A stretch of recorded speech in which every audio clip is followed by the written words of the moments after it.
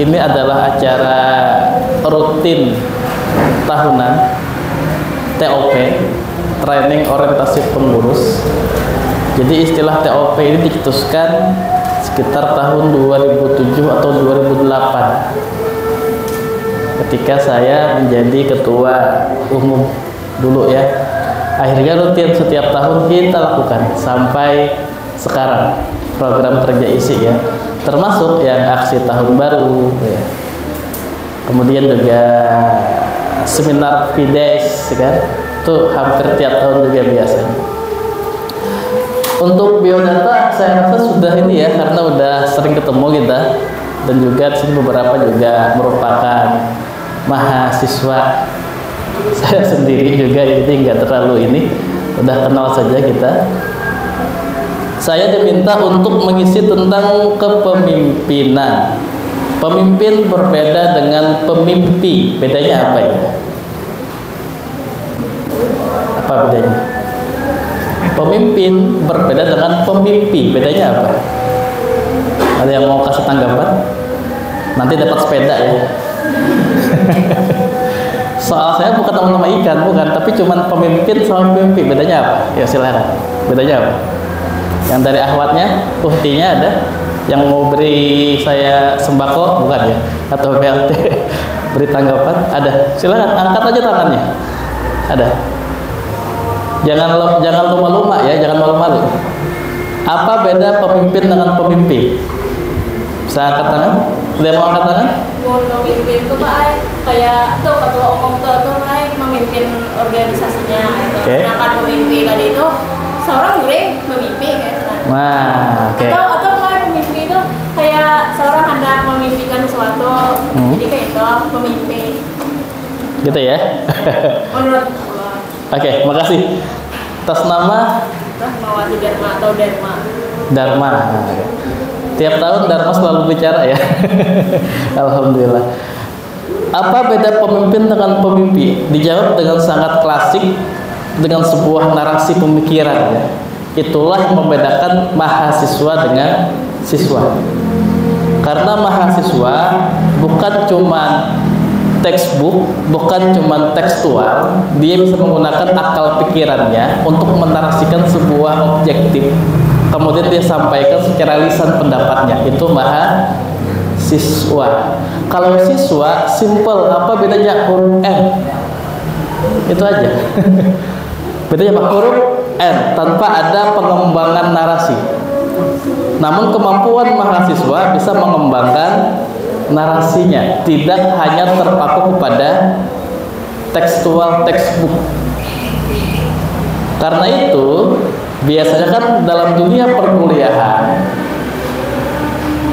sangat jarang ada soal-soal yang textbook. Final testnya apa? Open book. Wow, buka buku boleh, tapi mereka bisa mengembangkan. Nah, itulah mahasiswa. Bisa dibenarkan tadi, gitu ya. Kalau kita mimpi, ya istilahnya kan tidur dulu, baru dapat mimpi. Kalau pemimpin ada jabatan. Baik, hari ini simpel kita berbicara kepemimpinan organisasi dan juga diri sendiri. Simpelnya adalah bagaimana cara kita memimpin diri sendiri dulu sebelum kita memimpin organisasi. Orang bijak mengatakan kita tidak akan bisa memimpin organisasi jika kita belum bisa memimpin diri sendiri. Memimpin diri dalam hal apa? Banyak. Salah satunya, bagaimana akal pikiran kita sebagai pemimpin. Bagaimana kita membuat akal kita sebagai pemimpin untuk memimpin atau memanajemen nafsu kita. Kalau bahasa Qur'annya fa'alhamaha fujuraha wa taqwaha. Itu bahasa Qur'annya ya. Kita punya dua potensi. Apa itu? Potensi kebaikan dan potensi kejahatan. Saya punya, teman-teman juga punya. Kita semua punya. Ada potensi kebaikan, ada potensi kejahatan. Ada bisikan kebaikan, ada bisikan kejahatan. Lihat duit 100.000 selapar di jalan. Contoh ya. Lihat uang di jalan, maka potensi ini akan berbisik.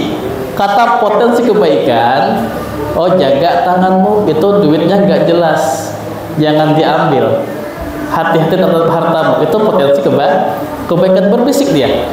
Potensi kejahatan juga berbisik, mumpung nggak ada yang lihat nih, kayak dia yang tamunya nih, ambil aja langsung sebelum dompet. Nah itu bisikan kejahatan. Fa'alhamaha fujuraha wa taqwaha. Tapi kita punya penengah, apa itu? Akal, yang bisa membedakan mana yang baik, mana yang buruk, ya. Ketika kita bisa mimpin akal kita untuk mengendalikan tubuh kita, maka potensi kebaikan akan menang. Sebaliknya, kalau kita membiarkan nafsu kita, nafsu jahat kita memimpin akal kita, maka muncullah kejahatan. Karena itu, setiap musuh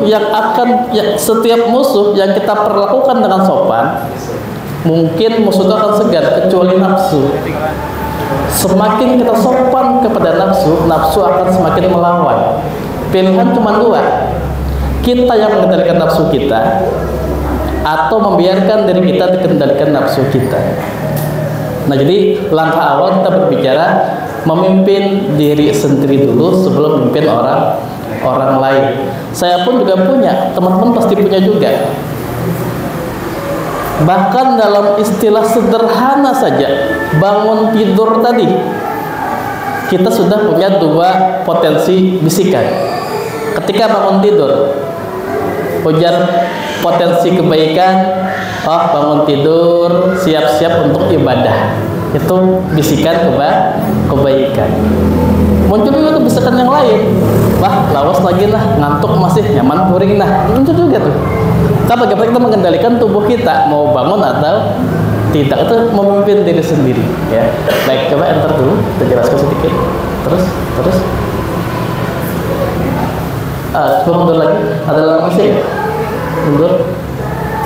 Oh, tinggal sini. Baik, tadi ada ditampilkan lambang isi ya, terus. Nah, tampilkan lambang isi ya. Ada yang tahu ini lahir tahun berapa lambangnya? Atau siapa penciptanya? Yang tahu nggak? Siapa pencipta lambang isi? Ada yang ingat? Kalau saya saksi kuncinya. Ya. Itu yang orangnya ya tahun 2005. Oh, tahun 2005 ya. Oke. Tahunnya betul. Tahunnya benar ya. Tapi yang bikin secara komputer saya. Yang bikin aslinya bukan saya. Tahunnya 2005 betul ya. Penciptanya adalah almarhum Haji Mahmudin, Ketua Yayasan Bakti Muslimin periode pertama. Jadi Ketua Yayasan periode pertama. Beliau merupakan pendiri Setia Amuntai, termasuk pendiri Stiper Amuntai ya. Saya masih bukan kelas 3 SMA ya, itu sudah semester 1 kuliah. Jadi habis sholat Jumat, saya tuh bisa dikatakan tukang ojek beliau. Jadi kalau kemana-mana, kalau ke masjid saya ngantar pakai kendaraan dulu kan, meskipun SIM belum ada. Subuh ke masjid, zuhur ke masjid, saya tukang ojek beliau. Ingat sekali saya pas hari Jumat, ketika beliau habis sujud terakhir sholat Jumat, kemudian beliau langsung ibarat bahasa Banjar tuh manggil saya ya, lah kasih balik ke rumah, ya udah saya antar ke rumah ya. Ternyata beliau langsung ambil kertas sama pulpen. Kata beliau, ketika sujud itu langsung tergambar sebuah ilustrasi lambang seperti ini, maka lahirlah lambang isi. Dulu di kertas sederhana dengan pulpen beliau gambar, kemudian kita desain lewat komputer. Nah, jadi penciptanya adalah Haji Mahmudin. Itu adalah pendiri kampus dia Amuntai almarhum. Nah, jadi saya cuma sebatas mendesain saja, tidak menciptakan. Baik, alhamdulillah masih yang ingat ya tahun 2005. Oke, terus kita ambil teori dulu terus. Iya, lagi ada 4 ya. tentang kepemimpinan. Sebenarnya banyak sekali teori-teori tentang kepemimpinan. Bahkan sebelum saya paparkan slide ini, ada teori-teori sebelumnya. Teori pemimpin sudah ada lebih dari ribuan tahun yang lalu. Lebih dari 2000 tahun yang lalu. Sudah lahir? 2000 tahun yang lalu sudah lahir? Belum ya. Barangkali kita masih ada di alam ruh. 2000 tahun yang lalu ada teori-teori kepemimpinan. Salah satunya di Bible, di Matius nomor 15 dikatakan, jikalau orang buta menuntun orang buta juga, maka mereka akan jatuh ke dalam jurang. Itu konsep teori kepemimpinan dan teori manajemen ya. Di Al-Quran juga banyak sekali berbicara teori kepemimpinan. Surah An-Nisa ayat ke-59, Atiullah wa atiur rasul wa ulil amri minkum. Taat kepada Allah, Rasul, para pemimpin. Juga ada teori kepemimpinan. Sampai muncul teori-teori bermacam-macam sampai sekarang. Artinya apa? Artinya secara teoritis, teori pemimpin itu banyak sekali.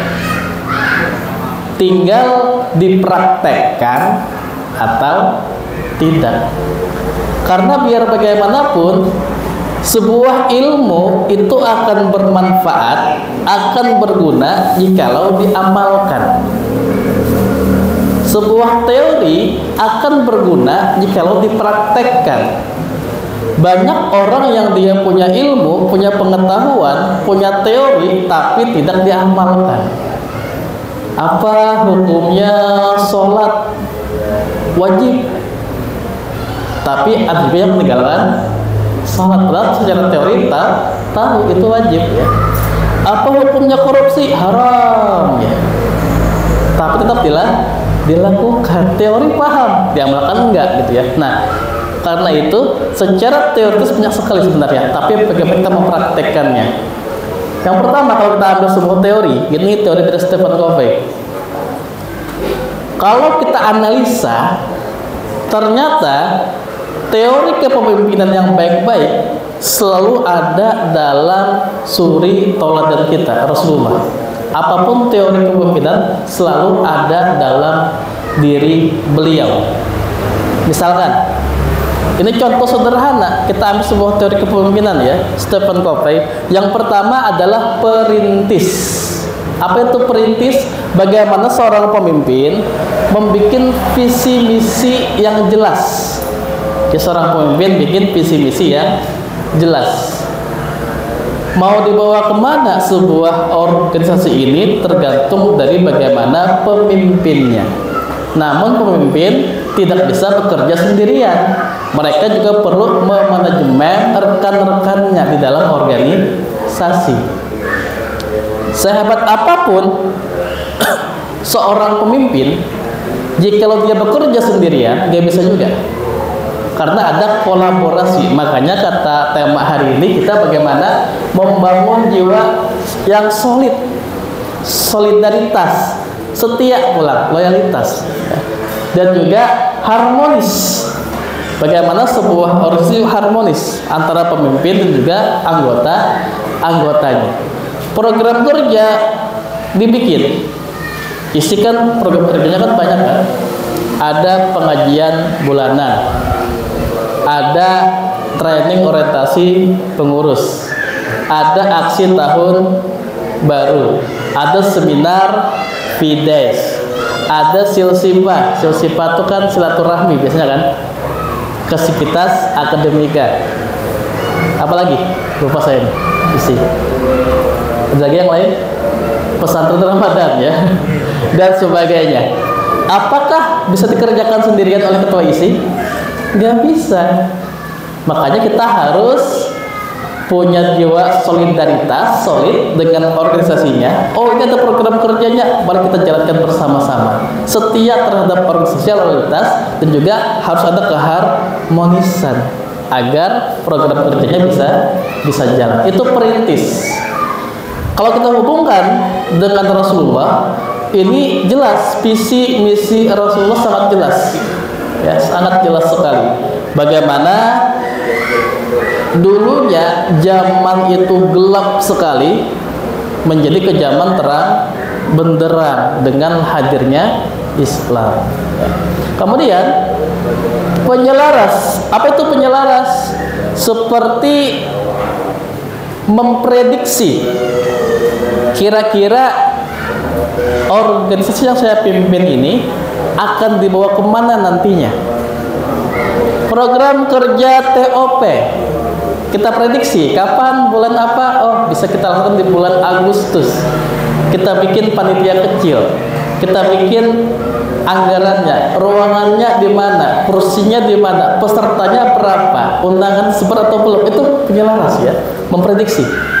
Sehingga sebuah program kerja akan tetap jalan, bukan hanya di atas kertas, bukan hanya sebuah rencana, tapi bisa kita eksekusi, bisa kita jalankan, memprediksi. Kalau kita coba hubungkan dengan diri Rasulullah, itu seperti beliau membuat perjanjian Hudaybiyah. Jadi kayak bikin sebuah kebijakan, di mana kebijakan itu ternyata sangat bermanfaat bagi kaum muslimin. Perjanjian Hudaybiyah. Kemudian pemberdayaan ini seperti bagaimana seorang pemimpin memanajemen rekan-rekannya. Yang bikin spanduk siapa, yang bikin flyer siapa, yang bikin undangan siapa, doanya siapa, sambutan siapa-siapa aja, pesertanya dari mana aja. Bikin pemberdaya, memanajemen anggotanya, sehingga semuanya satu menyatu, semuanya bekerja sama, dan jadilah sebuah rangkaian acara. Nah, kalau kita coba hubungkan dengan diri Rasulullah, seperti ketika perang Uhud, di mana Rasulullah menempatkan para pemanah di atas bukit, ya itu. Kemudian panutan menjadi sebuah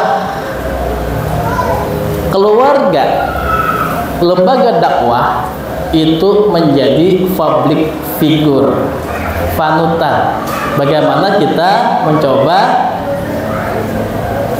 memprediksi, mengelola tingkah kita agar menjadi sumber teladan. Ketua isi artinya beliau adalah sumber teladan bagi para anggotanya. Ketua apapun sebuah organisasi, nama baiknya terkadang dilihat dari bagaimana pemimpinnya. Ketika sebuah organisasi itu sukses, maka yang diingat adalah siapa? Ketuanya lah. Nah itu contoh. Jadi sumber teladan.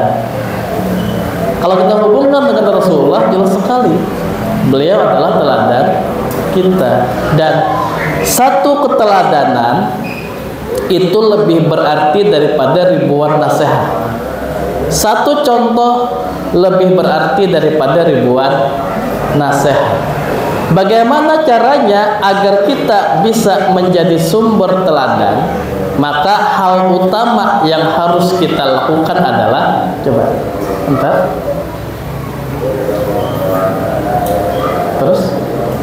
Terus oke, cukup ya. Sebagai mahasiswa,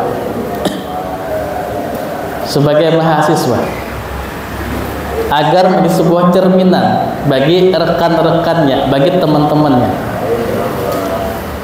Sebagai mahasiswa, kita harus berprestasi. Karena ada juga yang mahasiswa yang dia berprestasi di organisasi, tapi nilainya ambruk, berarti ya. Oh, saya aktif organisasi, tapi ketika lulus kuliah, ada juga kayak gitu kan. Atau ada juga yang dia nilai akademisnya tinggi, tapi nggak bisa bikin organisasi bagus. Nah, bagaimana kita memadukan dua hal ini? Maka ada 4 kriteria yang harus kita coba ambil alih, ya. Bagaimana sosok mahasiswa memimpin dirinya sendiri. Yang pertama adalah lancar berbicara. Saya berbicara di sini, apakah bisa langsung seperti ini atau awalnya juga gugup juga? Ya gugup juga awalnya. Bahasa Banjarnya tuh ini bisa mengigal. Nah itu awalnya gitu. SMA kelas 2. Sekarang kelas berapa? Kelas 2 SMA tuh. Kelas 11 ya. Itu pertama kali saya diminta tampil di atas panggung ya. Pakai mic juga. Pertama kali tuh. Beigal juga mic lah. Pertama kali naik panggung tanpa teks. Dulu SD masih membaca sambutan ketua panitia SD. Membaca masih. SMP masih membaca. SMA pertama kali tanpa teks. Begal juga. Target berapa Bapak Dir? Target 15 menit. Ternyata ketika naik panggung cuma 2 menit. Habis bahan di kepala dah. Nah, tapi karena terus diulang, belajar di tempat terus, lambat laun akhirnya kita bisa. Yang penting apa? Yang penting berani melangkah, berani mencoba. Awalnya diketawain nggak apa-apa, awalnya dicuekin nggak apa-apa, awalnya mungkin dikata-katain ya nggak apa-apa juga. Yang penting kita berani mencoba. Dulu saya ingat banget R kan sampai. Sekarang R sampai ya. Jadi ketika berbicara di depan panggung, berbicara program kerja, ketawakan kawanan. R-nya bertagar tawakan orang gitu kan. Tapi lambat laun tetap aja kita terus latihan, lambat laun kita bisa di atas panggung. Karena kalau bahasa kampungnya itulah the most important of all step is the first step. Yang paling penting dari setiap langkah adalah langkah pertama. Berani melangkah, berani mencoba. Lancar berbicara. Kenapa ini di awal saya tuliskan? Karena secerdas apapun seseorang, sepintar apapun seseorang, kalau dia masih belum bisa public speaking, maka kecerdasannya tidak akan maksimal. Oh, dia kuliah sampai S3, doktor, luar negeri ya pulang. Sambutan menggetar. Kata kamu juga tuh, menggetar sambutan biar S3 dia. Maka perlu kita latihan public speaking. Bagaimana caranya? Ketika kawan-kawan berbicara, awali dengan doa. Berdoa dulu agar dilancarkan. Yaitu dengan doa itu insya Allah dilancarkan. Bahkan di setiap kesempatan, apapun pekerjaan positif yang kita lakukan, selalu awali dengan doa. Kemudian atur intonasi kata. Jangan terlalu cepat, jangan terlalu lambat. Saudara-saudara sekalian, cepat banget tuh. Akhirnya artikulasinya nggak jelas. Kalau kita berbicara santai, ada intonasi, jelas sekali tuh. Namun jikalau ada tsunami di jantung Anda, deg deg deg deg deg deg deg deg, ibarat Ultraman tuh lampunya sudah ting-tong gitu kan, Ultraman ya, gugup sekali. Maka saran saya berhenti sejenak. Kita bicara nih di depan panggung, ternyata jantungnya gugup bener nih. Mending kita berhenti sejenak, berhenti, kuasai diri. Begitu udah mulai lancar, baru berbicara. Kenapa? Karena kalau kita berbicara sambil gugup, berbicara sambil sesak napas, gugup ya, maka yang kita bicarakan nggak jelas. Karena akan berpadu dengan denyut jantung kita, sehingga lisan kita malah nggak jelas keluarnya tuh. Jadi mesti kita berhenti dulu, kuasai diri, baru kita berbicara. Yang penting ya berani mencoba, berani melangkah. Terus latihan, lambat laun teman-teman akan lancar berbicara. Itu intinya. Karena biar bagaimanapun sosok mahasiswa, jikalau dia belum bisa public speaking, agak kurang jadinya. Terus latihan. diketawain, malu, awalnya nggak apa-apa, yang penting terus latihan ya. Kemudian nih, biar organisasi jalan, kuliah juga jalan, kebiasaan kita adalah review materi kuliah. Kalau zaman dulu mungkin pulang sekolah sebelum main ya, kita baca-baca ulang sedikit pelajaran. Kalau kuliah ya review materi kuliah, singkat aja. Kesalahan mahasiswa adalah ketika middle test atau final test baru keputus malam. Belajar lagi sehari semalaman. Tapi kalau belajarnya dicicil, ya boleh kuliah setemat baca-baca dikit, nanti baca-baca dikit, nanti ketika mau menghadapi final test sudah siap, karena sudah ada kisi-kisi di kepala secara cicilan gitu ya, cicil. Yang salah adalah besok mau ujian, hari ini belajar berataan tuh sulit, nantinya bisa pusing kepala. Maka muncullah berbagai macam strategi gitu, bikin kerepean ya kan? Atau bahasanya itu bikin paisan dan sebagainya ya. Kemudian asah skill. Lewat sebuah organisasi terkadang bakat-bakat kita akan keluar. Kita bisa ini terasah bakat kita. Yang dulunya terpendam, lambat laun ada sarana untuk menyalurkan skill kita. Dan tentu banyak teman, akhirnya banyak relasi, sumber keteladanan ya. Nilai kita tinggi, tapi perilaku kita nggak kita jaga. Suka ngomongin orang, suka ngibah orang, suka fitnah orang, kemudian juga memukul teman ya, dan sebagainya. Maka sehebat apapun prestasi kita itu nggak akan baik di mata orang lain, karena akhlak itu yang utama. Ada sebuah hadis yang kalau kita coba renungkan hadis ini dan kita amalkan hadis ini, maka insya Allah kedamaian itu akan tercipta. Al muslimu man salimal muslimuna min lisanihi wa yadihi.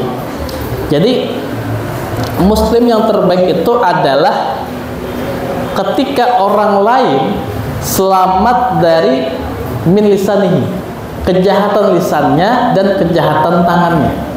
Nah itu. Jadi biar bagaimanapun sosok masih berprestasi, tapi kalau lisannya gak baik dan tangannya juga gak terjaga, maka prestasinya akan luntur. Kalau kita jaga ini, jaga ya akhlak kita, maka insya Allah itu kita akan dipandang sebagai sosok yang berkepribadian mumpuni. Karena biar bagaimanapun hidup itu seperti cermin. Sering saya ulang-ulang nih dalam setiap pelajaran, seperti cermin. Cermin fungsinya buat apa? Memantulkan kaca ya. Sudah ngaca hari ini? Kapan? Bangun tidur sudah ngaca? Nah, udah ya. Saya pun juga ngaca hari ini ya. Bangun tidur ngaca dulu. Mau mandi ngaca lagi. Kaca di kamar mandi. Mau makan ngaca lagi. Berangkat ke kampus kaca spion. Lampu merah spion tetangga pulang. Spion tetangga. Sampai di kampus kaca selfie handphone ya. Kemudian juga nanti duduk di bangku kuliah ngaca lagi, ngaca terus, padahal wajahnya sama nggak? Sama aja mas. Kalau kita ngaca berubah di jongkok mungkin ya, atau lebih nggak mungkin kan? Tetap aja wajahnya sama aja, tapi kita berusaha menjaga penampilan. Begitu juga dengan akhlak, bagaimana menjaga pribadi kita, perilaku kita. Seperti cermin, memantulkan. Kalau kita jujur, pantulannya kita akan dipercaya. Kalau kita sopan, pantulannya kita akan disegani. Kalau kita sering bohong, pantulannya kita tidak akan dipercaya. Itu pantulan tuh, cermin kepribadian ya. Akhlak perlu kita jaga.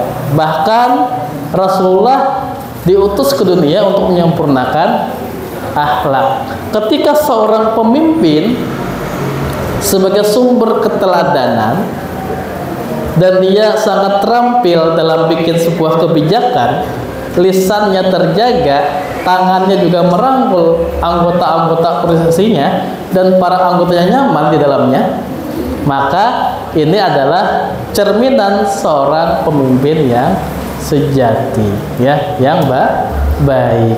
Karena biar bagaimanapun, ketika ada kelemahan yang dilihat, siapa yang dilihat? Pemimpinnya. Nah, kita amalkan, karena biar bagaimanapun sebuah pemimpin itu sebuah suri tauladan, sebuah cerminan akhlak yang baik. Center dulu. Nah, kemudian apa manfaat atau fadilah kita bergabung dalam sebuah organisasi dakwah? Karena salah satunya kita bisa mengamalkan surah ini. Ini sebuah kabar gembira dari Allah kepada kita selaku umat muslim. Ya, surah Ali Imran ayat ke-110. Kuntum khairu ummati ukhrijat linnas. Kita adalah orang-orang terbaik. Terbaik kita ini.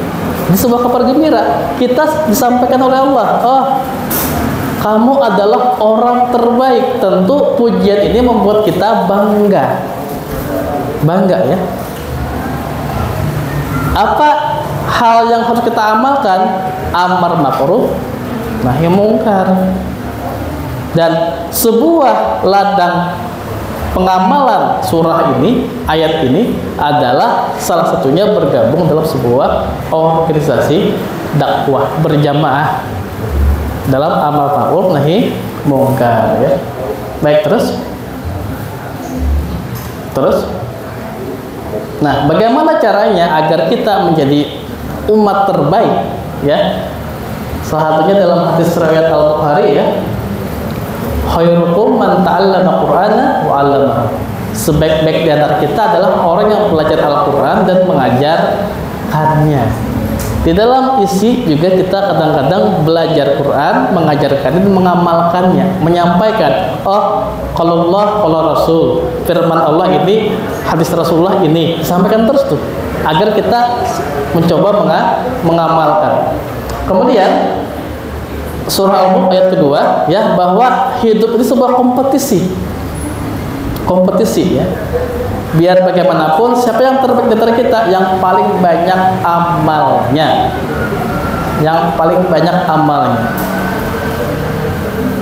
Kita coba lihat, ya, di medsos isi itu kan luar biasa tuh, di sharing amal-amal kebaikan. Kalau Jumat surah Al-Kahfi, kan, kalau ini. Bayangkan jikalau ada yang membaca, mengamalkannya, maka itu akan melimpah terus tuh pahalanya tuh. Dalam sebuah organisasi ini terus mengalir pahalanya. Padahal cuma satu klik jempol aja kebaikan itu akan mengalirkan kebaikan pahala kepada kita semua. Siapa pencetus idenya ini, siapa yang bikin kerjanya ini, terus dilaksanakan, berlipat-lipat kebaikan bagi kita. Kemudian sampaikanlah dariku walau cuma satu ayat. Kadang kita gak bisa public speaking atau mungkin masih terbata-bata public speaking, sampaikan lewat tulisan. Sekarang agak agak sulit merangkai kata, share aja langsung. Ada kebaikan share, itu juga merupakan penyampaian sebuah nasihat yang sederhana lewat share. Daripada handphone kita digunakan untuk hal-hal tidak bermanfaat, gitu, nonton 24 jam main game gitu kan, mending kita share kebaikan. Nah, oke, terus nah, oke.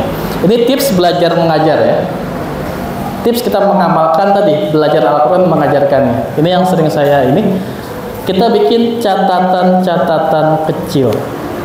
Pelajari, hafalkan, amalkan. Pelajari, hafalkan, amalkan. Contoh, kalau kita ingin menyampaikan tentang rezeki, oh, Anda diminta jadi narasumber tentang rezeki temanya. Kita kumpulkan dalil-dalil tentang rezeki, ya. Misalkan Al-Quran surah Hud ayat ke-6, wa ma min dabatin fil ardi illa Allah rizquha. Itu ayat tentang rezeki ya. Dan tiada binatang melata sekalipun kecuali dijamin rezekinya oleh Allah. Itu rezeki itu. Nanti kita coba bikin dalilnya ini, penjelasannya ini sampaikan. Oh, ada lagi. Bagaimana caranya agar kita bisa menyuburkan rezekinya? Ada di surah Al-Mulk ayat 15. Wa kullu min rizqihi. Makanlah sebagian rezeki. Nah, di situ ternyata ada ayat yang berbunyi bahwa di dalam harta kita itu ada hak fakir miskin. Ada hak anak yatim. Ada hak untuk kebaikan-kebaikan, untuk pembangunan masjid, untuk pembangunan sekolah sebagainya. Berbagi rezeki. Apakah dengan berbagi rezeki itu akan memiskinkan kita? Ternyata tidak.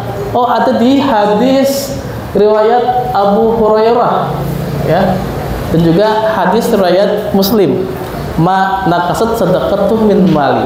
Tidak akan berkurang harta yang disedekahkan. Nah, itu contoh. Kumpulkan dalil dengan tema-tema yang mirip, kita analisa, bisa kita sampaikan. Kalau belum bisa public speaking, bisa lewat tulisan. Menulis artikel tentang rezeki.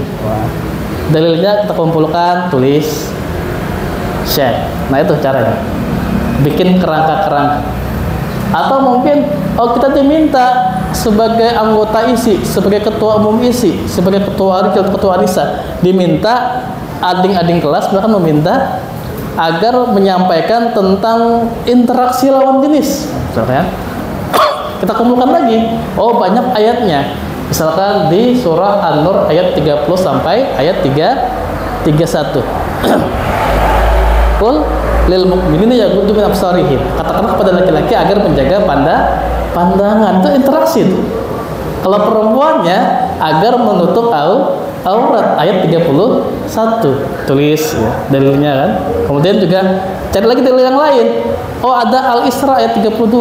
Wala taqrabuz zina. Tulis lagi tuh. Nah, ada lagi Al-Furqan wala yaznun. Nah, itu tuliskan lagi. Jadi kayak gitu. Kumpulkan dalilnya, kita sampaikan dan lain sebagainya. Itu tips belajar dan mengajar. Jadi ketika antum siapa? Ulun mahasiswa semester 1 masih kawalkah mengisi materi di SMA atau mungkin di SMP, apa temanya? Rezeki, bisa langsung bikin kerangka dulu, sampaikan. Nah, itu latihan. Meskipun targetnya setengah jam, cuma 1 menit nggak apa-apa. Yang penting kita berarti mencoba, melangkah. Oke? Terus? Nah, sisa berapa menit ya? 5 menit lagi ya. Baik. Nah, dalam sebuah organisasi kayak gini, jalankan. Amerika di sini kan sekitar periodenya 1 tahun ya. 1 tahun. Nah, nanti 1 tahun berubah, setahun berubah ya. Tapi kalau kita bikin sebuah organisasi, 4 tahapan ini. Yang pertama, program kerja. Program kerja kita tulis dulu. Oh, bulan ini.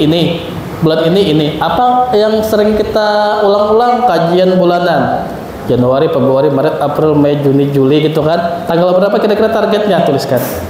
Apa aksi tahunan? Oh, tahun baru. Seminar Fides. TOP. Bikin program kerjanya kan. Di bulan apa tuh? Tulis, gitu kan. Targetkan. Nah, dan lain sebagainya. Kemudian setelah kita targetkan, kita eksekusi. Realisasi, kita jalankan. Dituliskan, TOP kita jalankan di bulan Agustus. Kita realisasi. Akhirnya jalan hari ini. Jalan ya. Setelah jalan nanti kita evaluasi. Kira-kira apa kekurangannya, apa kelebihannya, apa saran masukannya agar kedepannya lebih baik lagi. Nah, kayak gitu aja berputar ya. Program kerja, target, realisasi, evaluasi. Dan ini bisa berlaku di organisasi apapun namanya. Berputar-putar kayak gitu ya. Oke, terus. Ya. Nah, Kuliah dan organisasi. Yang pertama, tentukan tujuannya dulu. Kalau tujuan kalian ijazah, nggak bisa tuh, kurang. Tapi kalau tujuan kalian ilmu, itu yang lebih mumpuni. Apa tujuannya? Ijazah. Akhirnya dia hanya ngejar ijazah saja tanpa mendapatkan ilmu yang bermanfaat. Tapi kalau tujuannya ilmu, maka insya Allah ijazah dapat, peningkatan diri juga akan dapat. Karena itu jadikanlah hobi itu belajar. Belajar sama dengan hobi. Nah, tentukan tujuan. Cermati jadwal kuliah. Jadwal kuliah, misalkan satu hari kita kuliah ada 2 mata kuliah umumnya ya, 2 mata kuliah.